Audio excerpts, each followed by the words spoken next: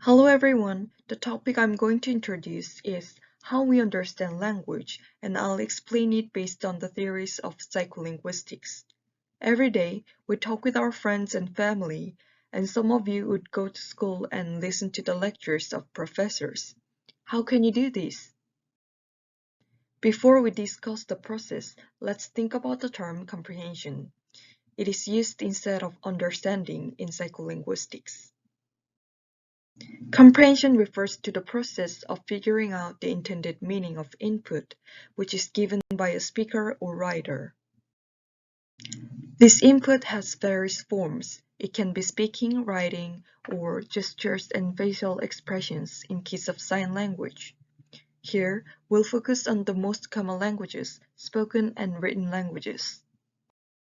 Then which processes does our mind go under when you listen and read? According to psycholinguistics, there are 5 processes: phonological or orthographic process, lexical process, syntactic process, semantic process, and pragmatic process.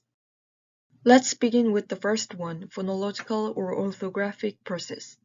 For spoken language, it is phonological process, and for written language, it is orthographic process. Spoken language is delivered to a listener in the form of sound waves.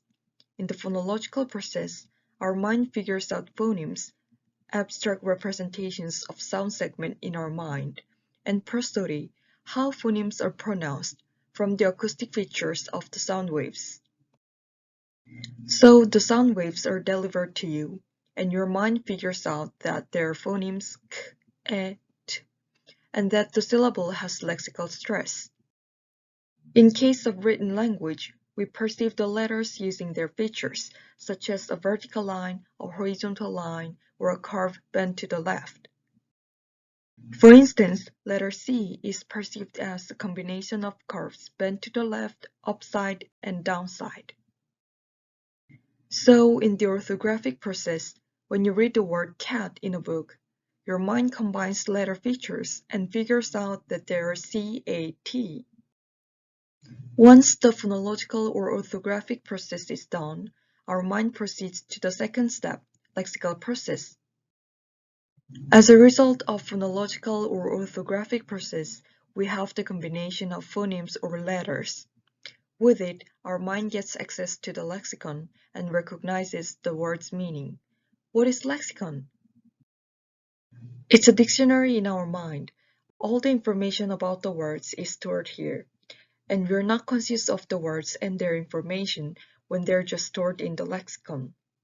If we are conscious of them, we would be able to count how many words we know, but we can't. In the lexical process, with the combination of k, et, or cat, our mind gets access to the lexicon and finds the right word that corresponds to the combination. Then our mind brings the information of the selected word to the area of consciousness, which is called retrieval. As a result, we recognize the meaning of the word cat, that it is an animal like in the picture. When the lexical process is done, our mind moves on to the next step, syntactic process. In this process, our mind figures out the structure of a sentence, which is the relationship of words. For example, in the sentence I ate the cookies, the tree diagram will look like this. So when the sentence is given, our mind builds this structure. The next step after the syntactic process is semantic process. In this process, our mind figures out the literal meaning of a sentence. Take a note that it is the literal meaning. When the sentence "Can you close the window" is given, our mind figures out that it is a question asking if we have the ability to close the window. However, we all know that it isn't a question. This leads to the last step, pragmatic process. In this process, our mind figures out the speaker or writer's intended meaning using context information and world knowledge. In the previous sample sentence, "Can you close the window?" the literal meaning sounds really weird. Why? That's because it violates maxim of quantity, one of the conversational maxims.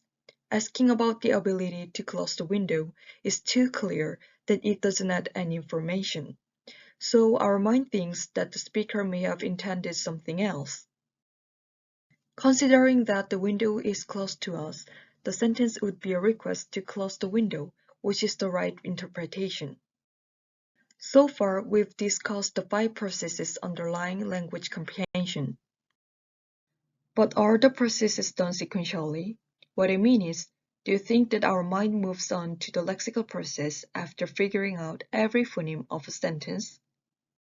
Actually, it is not. We analyze the given input as much as possible in real time, and it is called incremental processing. Let's go back again to the sample sentence, "Can you close the window?" In real time, you'll figure out the phonemes k, e, n, and so on. But after a certain point, can, for example, the person proceeds to the next stage while figuring out the phonemes of the given input.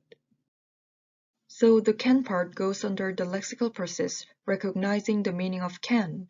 At the same time, we figure out the phonemes y and u from the input. Like this, the different processes are done for the different parts at the same time. This seems too complicated, so you might wonder how we can understand language so fast and easily.